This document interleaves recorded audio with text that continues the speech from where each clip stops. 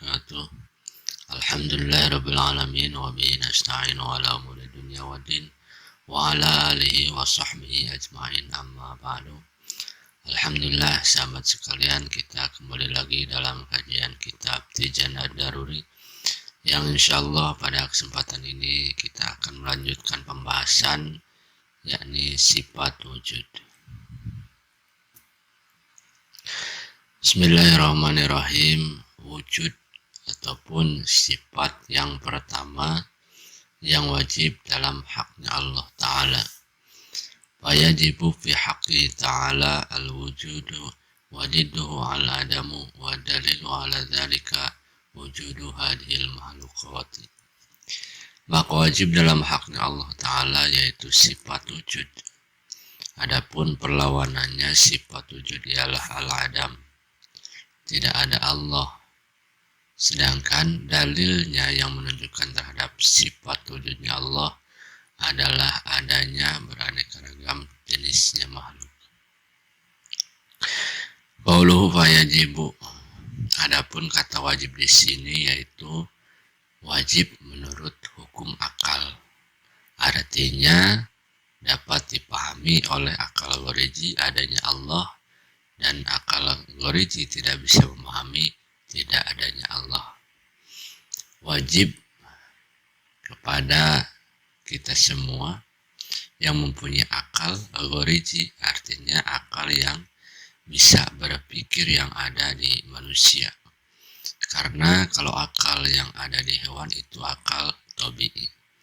Maka di sini wajib menurut hukum akli, artinya akal kita bisa memahami adanya Allah, adanya Tuhan, dan akal goriji tidak bisa memahami tidak adanya Allah. Karena segala sesuatu yang ada di dunia ini pasti ada penciptanya, yaitu yang menciptakan adalah Allah. Maka akal kita akan memahami adanya Allah dan tidak memahami jikalau Allah tidak ada. Tinjauan hukum syara terhadap wajib akli bahwa Allah tersifati oleh sifat wujud. Di hukum syara mewajibkan kepada setiap orang yang mukallaf mesti meyakini terhadap wajib wujudnya Allah, dengan resiko diberi pahala kalau meyakini terhadap wajib wujudnya ada Allah serta terpenuhi syaratnya iman, dan disiksa orang yang mukallaf jika tidak meyakini terhadap wajib wujudnya di Allah, serta dicap orang kafir dengan perintah syara fa'lam annahu la ilaha illallah. Maka ketahuilah bahwa sungguhnya tidak ada Tuhan yang hak melainkan Allah Subhanahu wa Ta'ala. Jadi wajib menurut hukum syara ini setiap orang, setiap mukallaf yang balik dan berakal sehat meyakini bahwa Allah ini wajib adanya. Apabila dia meyakini terhadap wajib wujudnya Allah, maka akan diberi pahala. Sebaliknya kalau tidak meyakini wajib wujudnya di Allah, maka dia akan disiksa. Bahkan disebut orang kafir. Karena kan syara memerintahkan dalam surat Muhammad ayat 19, fa'lam annahu la ilaha illallah. Maka ketahuilah bahwa sungguhnya tiada Tuhan melainkan Allah.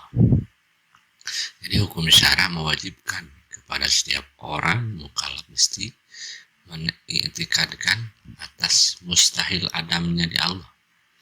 Karena tidak sah mengiktikadkan atas wajib wujudnya Allah saja kalau tidak dengan mengiktikadkan mustahil adamnya di Allah. Jadi tidak hanya meyakini bahwa Allah itu wajib wujudnya, tetapi kita juga harus meyakini bahwa Allah mustahil adam atau tidak ada. Jadi dua-duanya kita harus meyakini akan adanya Allah dan meyakini bahwa mustahil Allah itu tidak ada. Hukum syara memperkuat serta memberi dalil atas kebenarannya hukum akal dengan firman Allah dalam Al-Quran, Qul marrabbus samawati wal ard, Qul Allah. Jadi syara memperkuat terhadap hukum akal. Ini dalam surat Ar-Ra'd ayat 16. Qul, katakanlah, man, siapakah Rabbus samawati wal ard, Tuhan langit dan bumi? Qul, Allah. Jawabnya adalah Allah. Ini dalam firman Allah menyebutkan seperti itu, bahwa Tuhan yang mengurus, menguasai langit dan bumi itu adalah Allah Subhanahu wa Ta'ala. Ini menunjukkan bahwa wajibul wujud adanya Allah dan mustahil Allah tidak ada. Qauluhu al-wujud, adapun yang nama wujud itu terbagi atas 3 bagian. Itu yang pertama ada yang dinamakan wujud idopi. Wujud idopi ini adalah adanya satu perkara bersandar atas perkara yang lainnya. Seperti adanya bapak bersandar atas adanya anak, atau adanya kakek bersandar atas adanya cucu, dan yang serupa dengan itu. Jadi adanya suatu perkara itu disandarkan dengan yang lainnya. Seseorang bisa disebut bapak apabila dia telah punya anak, atau disebut kakek apabila dia telah mempunyai cucu. Jadi bersandar kepada yang lain itu disebut wujud idopi. Yang kedua ada wujud aridi. Adanya satu perkara didahului oleh tidak ada dulu, seperti adanya alam. Jadi wujud aridi ini adalah wujud yang baru karena didahului dengan tidak ada. Yang tadinya tidak ada kemudian menjadi ada, seperti alam, manusia dan sebagainya. Ini kita adalah yang tadinya tidak ada kemudian dilahirkan pada tanggal sekian, hari sekian, tahun sekian. Itu adalah baru adanya kita dilahirkan ke dunia, dan yang lainnya itu termasuk dalam wujud aridi. Yang ketiga ada wujud dati atau hakiki. Itu adanya suatu perkara tidak bersandar pada perkara yang lain, juga tidak didahului oleh tidak ada dulu, serta tidak diakhiri oleh tidak ada. Yaitu adanya zat Allah.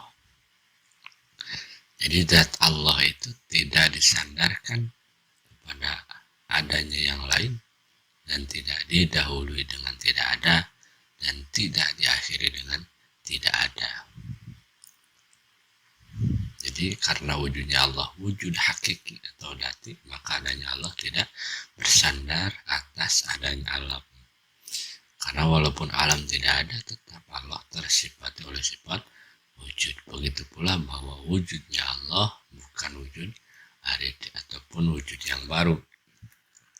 Dalam arti wujudnya Allah tidak didahului oleh tidak ada dan tidak diakhiri oleh tidak ada.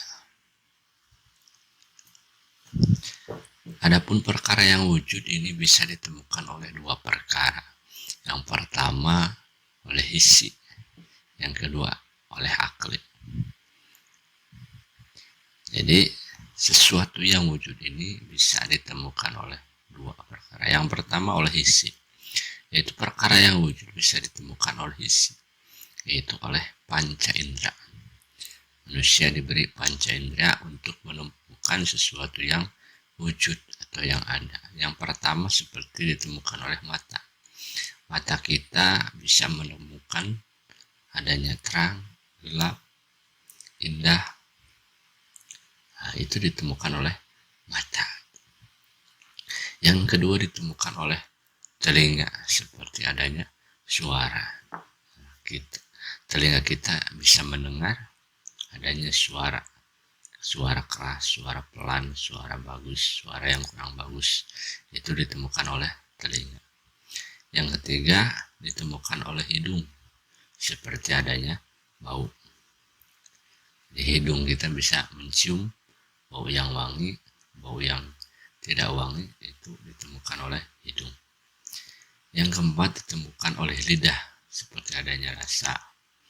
Di lidah kita bisa merasakan, kalau kita makan pasti merasakan ada yang enak, ada yang kurang enak, manis, pahit, asam, itu ditemukan oleh lidah. Yang kelima, ditemukan oleh telapak tangan. Telapak tangan atau kulit, kita bisa menemukan adanya kasar atau lembut. Itu adalah perasa dengan telapak tangan. Itu adalah panca indera yang Allah berikan kepada kita, yang mana kita harus mensyukurinya. Diberikan anggota badan yang begitu sempurna, mata bisa melihat, telinga bisa mendengar, hidung bisa mencium, lidah bisa merasakan, telapak tangan bisa meraba. Itu adalah sesuatu yang harus kita syukuri, yang mungkin kadang kita lupa. Kita bisa merasakan nikmatnya ketika kita merasakan sakitnya, ketika mata kita tidak bisa melihat karena debu atau apapun, itu kita bisa merasakan bahwa begitu nikmatnya bisa melihat, mendengar, mencium, merasakan, dan meraba. Itu adalah sesuatu yang bisa ditemukan oleh hisi ataupun panca indera. Yang kedua adalah oleh akli. Perkara yang wujud bisa ditemukan oleh akli atau akal, seperti yang pertama adanya ilmu. Kita oleh Allah disuruh mencari ilmu, karena Allah memberikan akal untuk kita berpikir, menemukan adanya ilmu. Ilmu tauhid, ilmu fikih, ilmu hadis, dan ilmu yang lainnya. Yang kedua adanya bodoh. Kita bisa mencari ilmu tetapi sulit untuk memahami ilmu, berarti kita belum memahami. Yang ketiga adanya pintar. Pintar, seorang manusia disebut pintar karena dia memiliki ilmu yang banyak. Selanjutnya adanya bahagia, adanya susah. Manusia tidak akan lepas daripada bahagia dan susah. Kadang bahagia, kadang susah.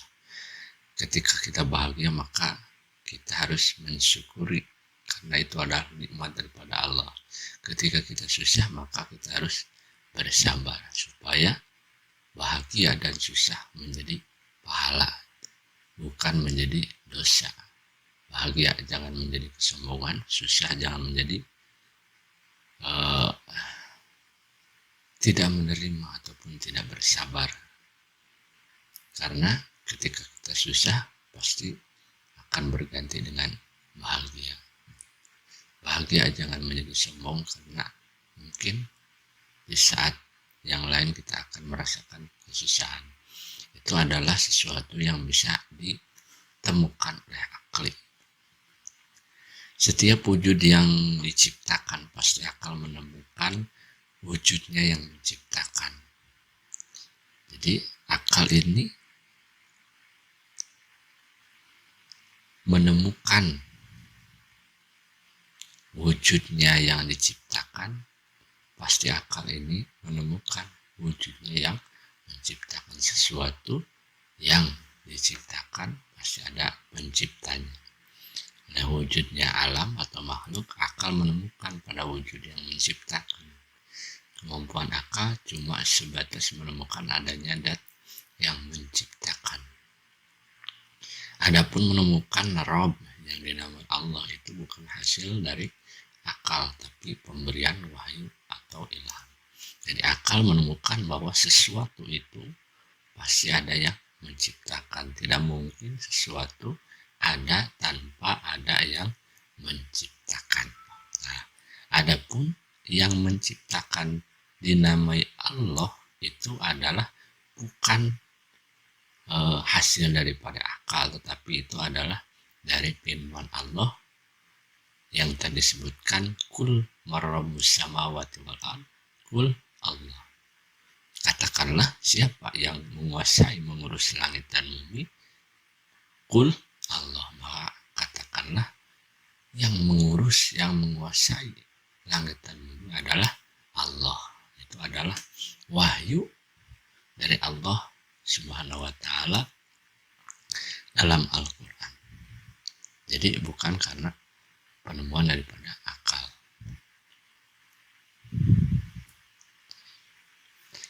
Qauluhu wadiduhu, maksud perlawanannya sifat wujud ialah al-adam.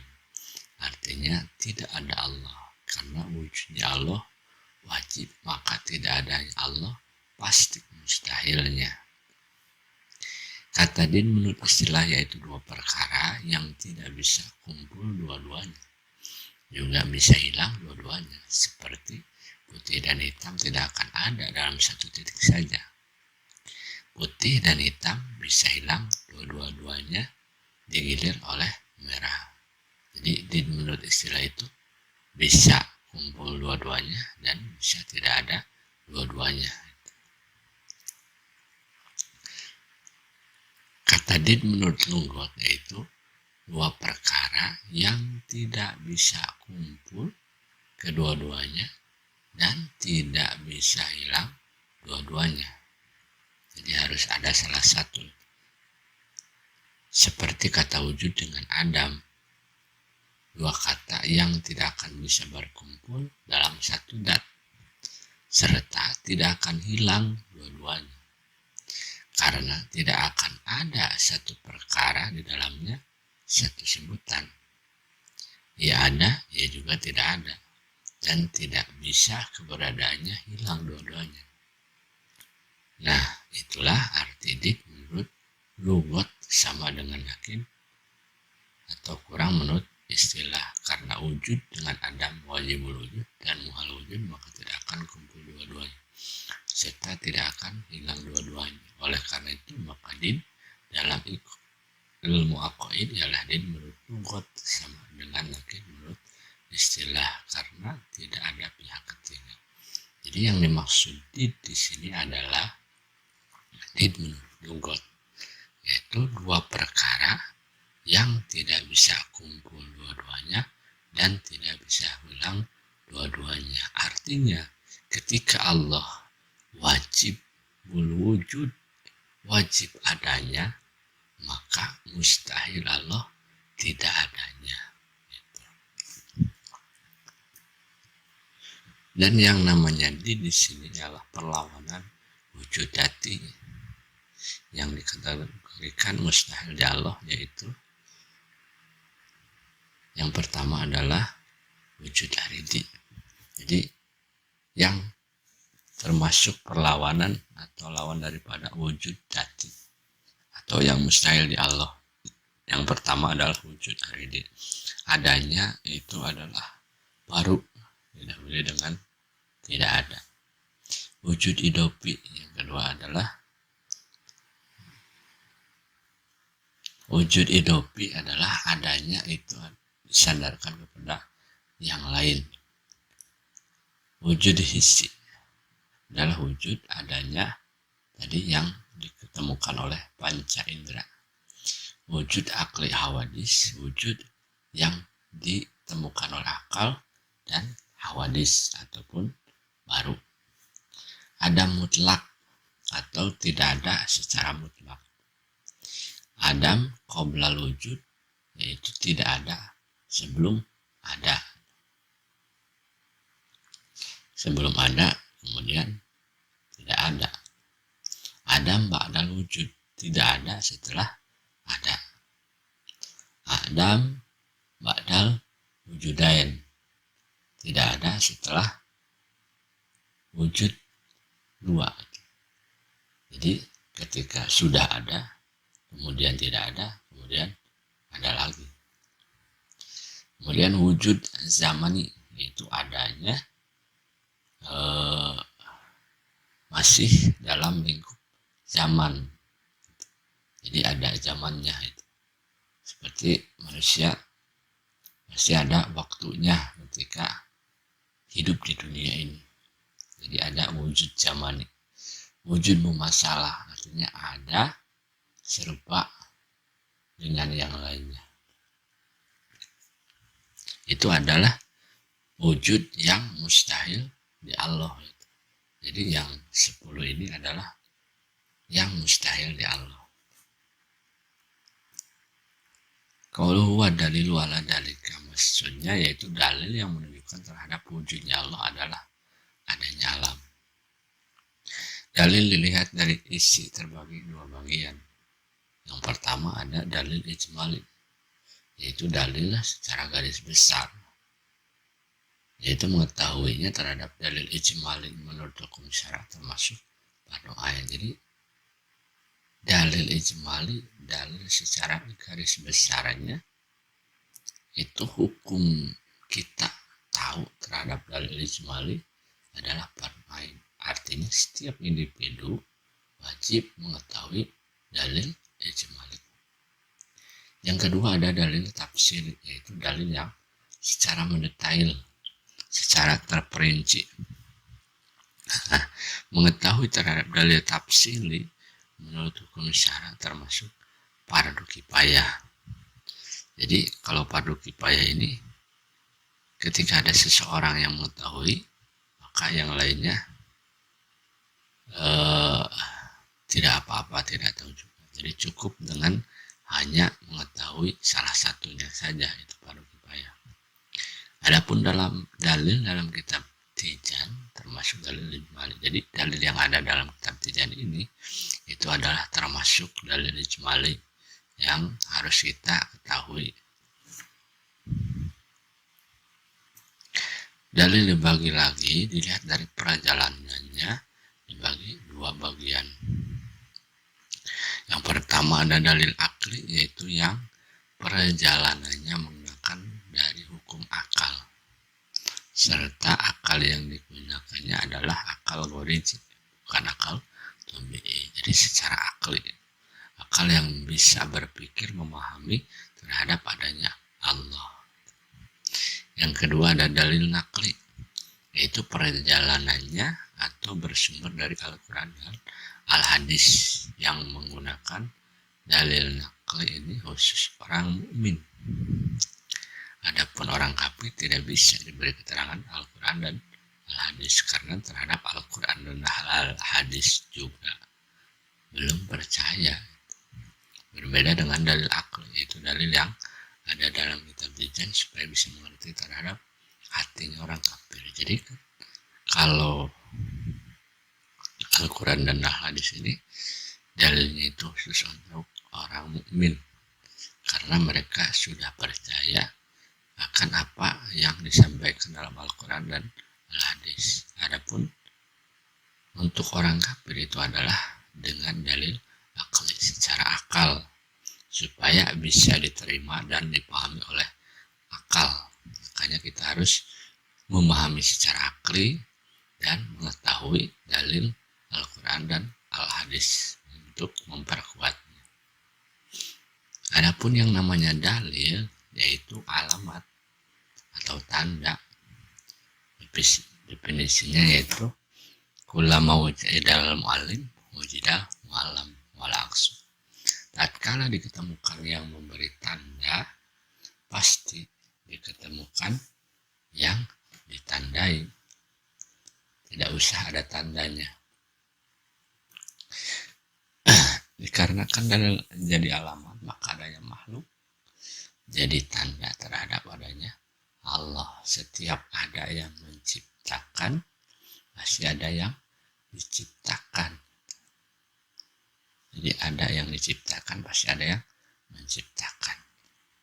Setiap ada yang menciptakan, pasti ada yang diciptakan. Tetapi bagi Allah mungkin untuk tidak menciptakan makhluk.